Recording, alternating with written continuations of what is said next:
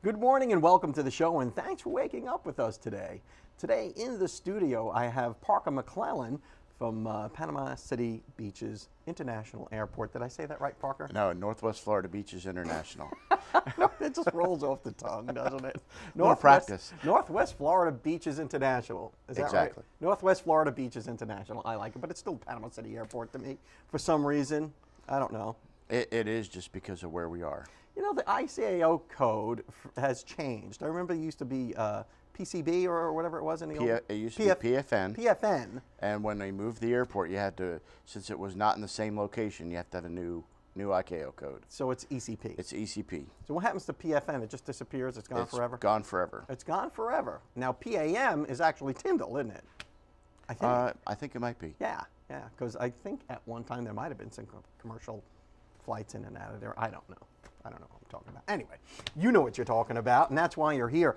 New routes, new airlines, exciting stuff happening out there at the airport. We're having a marvelous March. Marvelous March. I like it.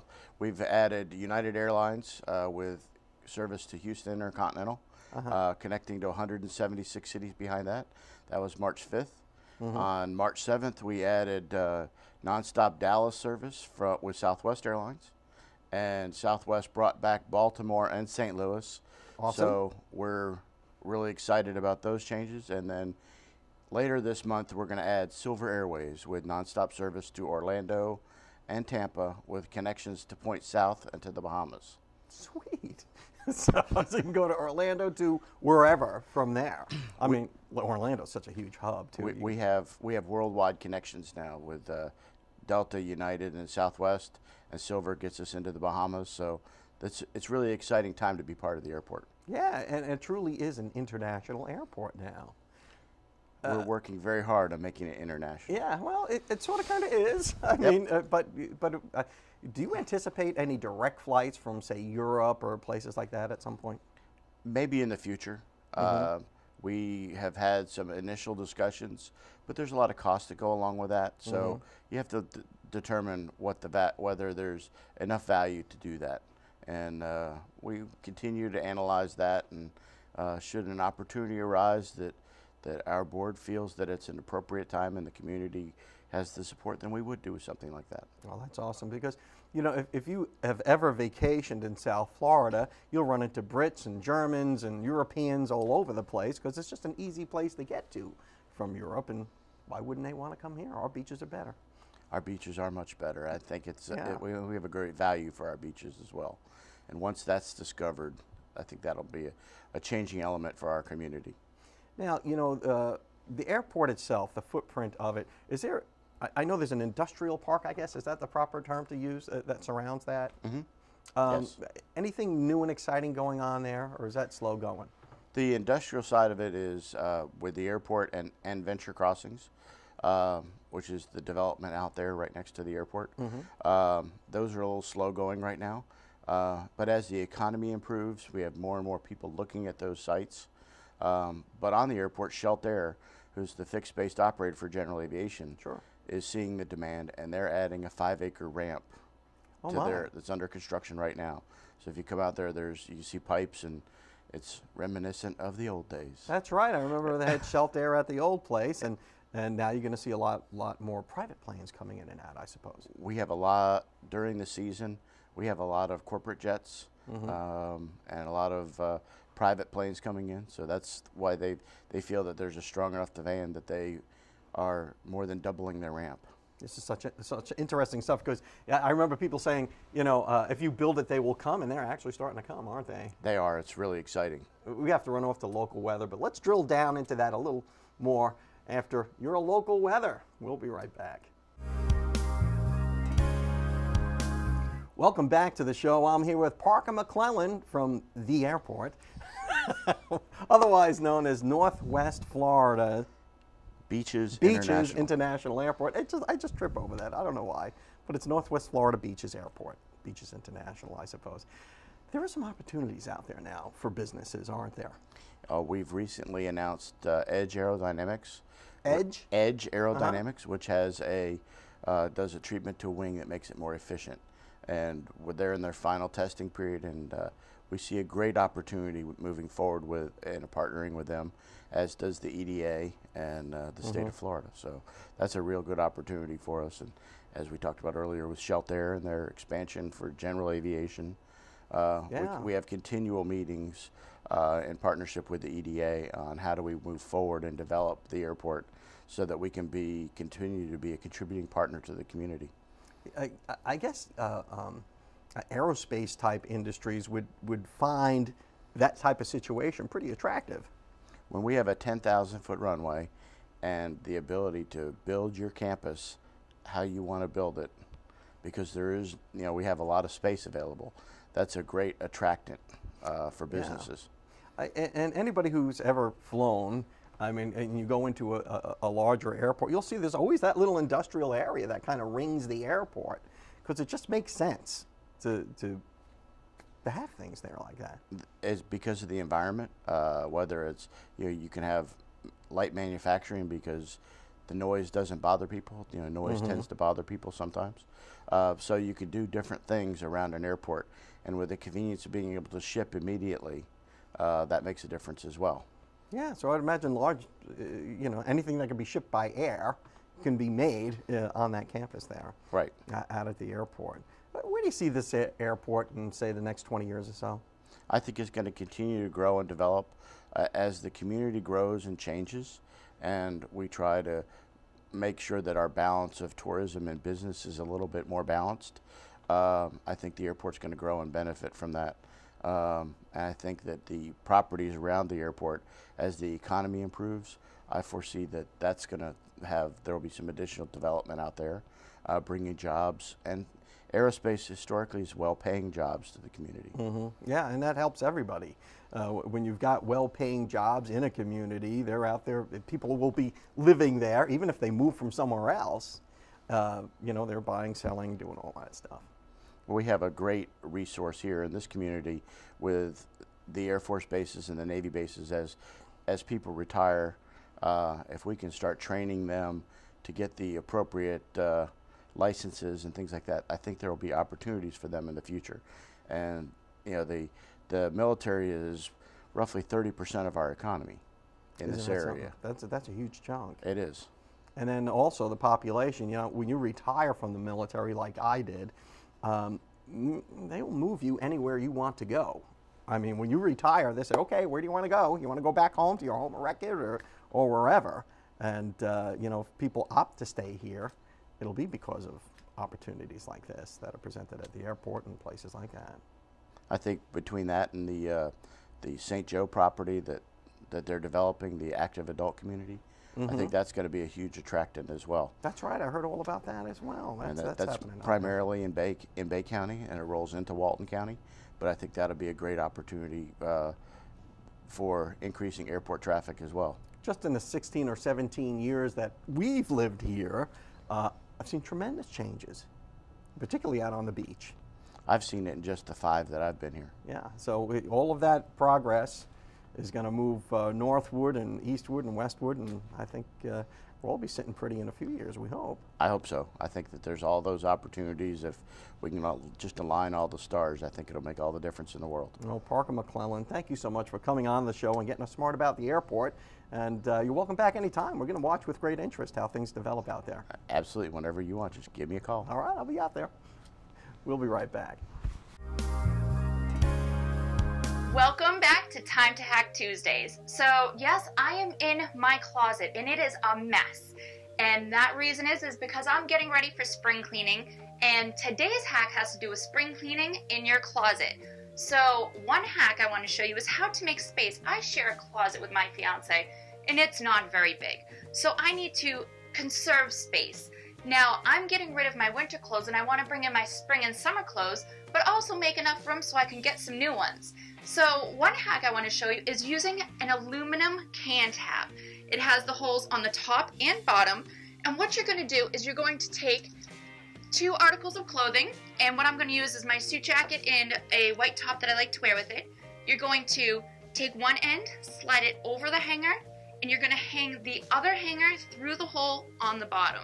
Now this is allowing you to have 2 pieces of clothing that are staying together so they're ready for when you're going to wear them, but also it's saving the space in your closet hanging them. So this is gonna allow more room in that closet and allow, you know, to be able to keep organized and keep the outfits together. So this is one easy way to start your spring cleaning. So for this hack, we are going to be cleaning our tub and shower. And one thing I don't like doing is using harsh chemicals. So a great natural cleaner is using an orange and salt. And the orange is gonna help break down the soap scum, and the salt is acting as the scrubbing agent. So now you're not breathing in those harsh chemicals as you're cleaning, but your bathroom is also gonna smell like a Florida orchard. It is great. So all you're gonna do is you're gonna pour a little bit of the salt onto the orange, and you're going to use it and rub it against any metal, the tub itself, and it's going to break down all that soap scum, make it nice and easy to just rinse off. Very simple, and yeah, it's a great way to get your bathroom nice and clean for that spring cleaning.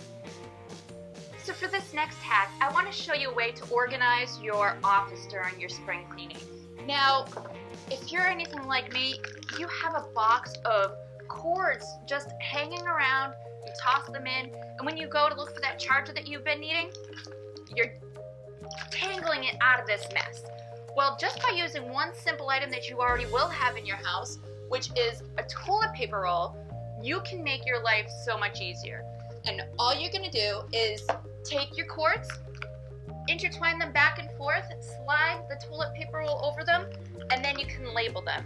And then you know that this is a power cord for your TV, your printer, your phone. You will have them all organized, and you just place them neatly back in the box, so that way you know where they are when you need them. So you just intertwine them back and forth. If you want, you can add a little piece of tape around them, and you're just gonna squeeze them right through the toilet paper roll. Simple as that. This is an easy way to keep your office nice and organized. Another thing that you can do to keep your cords, you know, in order when they're at your desk. A lot of people have underneath their desk full of ton of cords. They end up running over them with their computer chair. One way that you can prevent this is using binder clips. Binder clips are great for this. All you're gonna do is you're gonna clip them on the edge of your desk, and you're going to feed the cords through the metal clasp. Feed it through, and you're going to clip it on the edge of your desk. When you're ready to use it, you're just going to plug in your device, and when you're done with the cord will just fall back onto the top of the binder clip rather than falling underneath your desk and being run over by your chair or stomped on by someone. So those are just a few easy tips on how to keep your office nice and clean and hack it easy, so that way your spring cleaning is a breeze. Welcome back to the show. I'm here with Dr. Stephen Favaloro from Forest Park Animal Hospital, and today we're going to talk about plants and things your dog should not be eating. Yeah, poisonous plants. Poisonous plants, or your cat for that matter. Absolutely. Now, you know, here we are, we're living in Florida. Things grow like crazy down here, and there are some local type of plants that can be very hurtful. Or, you know, plants that you will intentionally plant because you like the way they look. Yeah. So, I mean... Now, I'm looking at this list. You've got a list of things here, and I see a sago palm. Yeah, sago palm is which is a real popular ornamental. It's in most yards. And people don't really... Every single part of that plant is toxic, but the seeds are the worst. And, I mean, almost every single plant that we'll probably talk about, by default, causes some sort of, you know, gastroenteritis, vomiting, diarrhea. But there's some that are, like the sago, will absolutely cause liver failure. Oh my! And you know, it's sad. I remember this case. This family brought this dog in, and throwing up blood, sick as can be, bloody diarrhea, and we did some blood work on it. Livers failed, and so I'm looking at it, and then so I'm like, "Do y'all have any sago palms in your yard?" And she was just like, she just kind of slumped. Long story short, at her son's school, they had sago palms that, you know, and all the seeds were, you know, on it, and he brought it home to, you know, to play with the dog with it.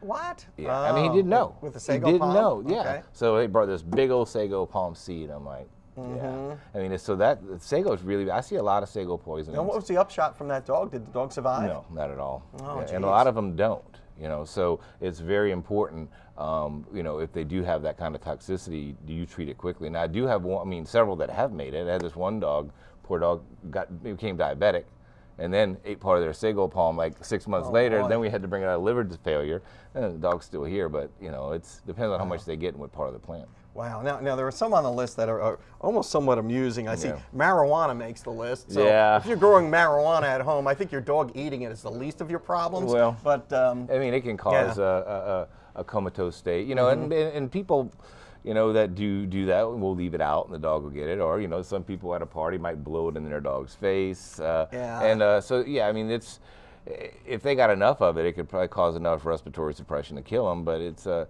I mean, when we see it, it's kind of like no one's going to admit to it until you make them throw up, and then it's all sitting right in front of you. Your dog is coughing up buds in the vet's office. That's never a good thing. No, it isn't. But will it have any long-lasting effects on Generally the dog? not. Yeah. Generally not. But still not good for them. No, absolutely. You know, and like lilies, I think it might be on the list. Yep, I see lilies on here. That can cause some kidney failure. A lot of people have like Easter lilies and other types of lilies. Tulip bulbs. Yeah, you know, that's one, just like anything else, can cause GI upset. And because, you know, a tulip bulb is like a ball, and I could see a dog playing with one of them things. Chewing on it. Chewing on it, and they love to chew, and dogs will eat anything, as we all well know. And there's a whole list here. Castor bean, I don't even know what that looks like. Autumn crocus, chrysanthemums. Yeah, a lot of people have those. That's another very popular plant. So it's not just outdoor plants. Nope. It could be stuff inside your house. Absolutely, and we do see that a lot. Now, not a lot of people have oleander, but you know that can cause it as well. I mean, there's so many. Pothos is one. I think English ivy is another, and they all just cause good GI upset. So what do you do though? How do you protect your animal from all of these? Well, it just seems like your yard is wrought with peril if you've got these things growing. If you have a dog or a cat that's a chewer, you know, it's a good idea to go through that list. And I don't know if you can post it on your website. People can go and download it. Sure, we can do that.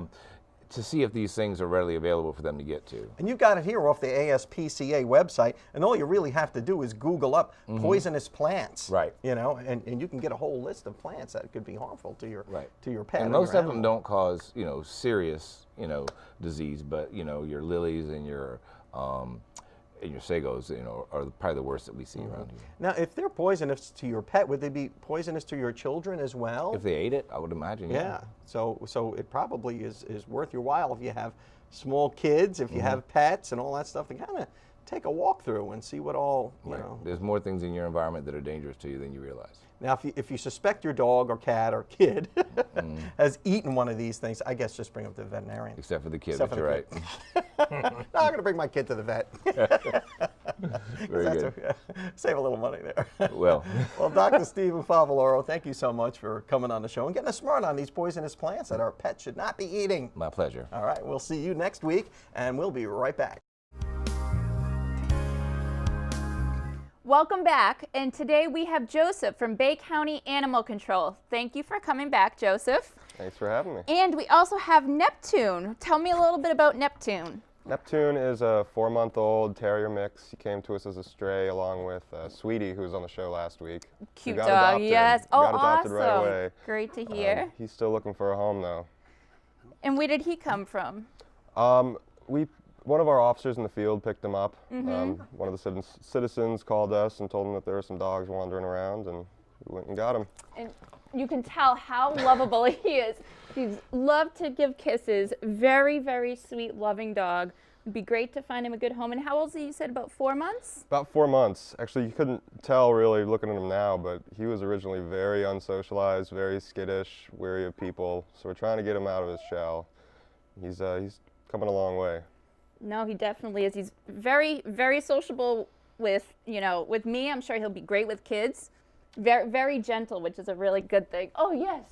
Yes, yes. He is. He's all about you. Oh, he's sure. I might have to be careful and not to take him home. So be sure. Now, how can people actually contact you to rescue these dogs? Well, they can come to us. We're on Bayline Drive off of Highway 231, or call us at 767-3333.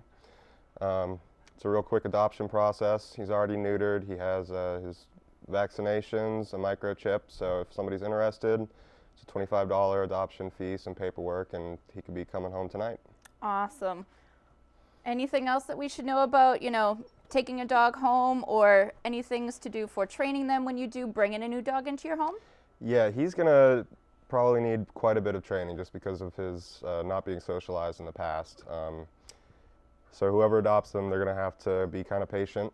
I would recommend bringing them to some puppy classes, train them to walk on a leash and all that good stuff. But he'll be a good dog. He's very trainable, loves affection, obviously. Yes. Very people focused. Awesome. Well, if you're looking to, rescue this great dog, his name is Neptune, be sure to contact them. And thank you for watching, and be sure to spay and neuter your pets.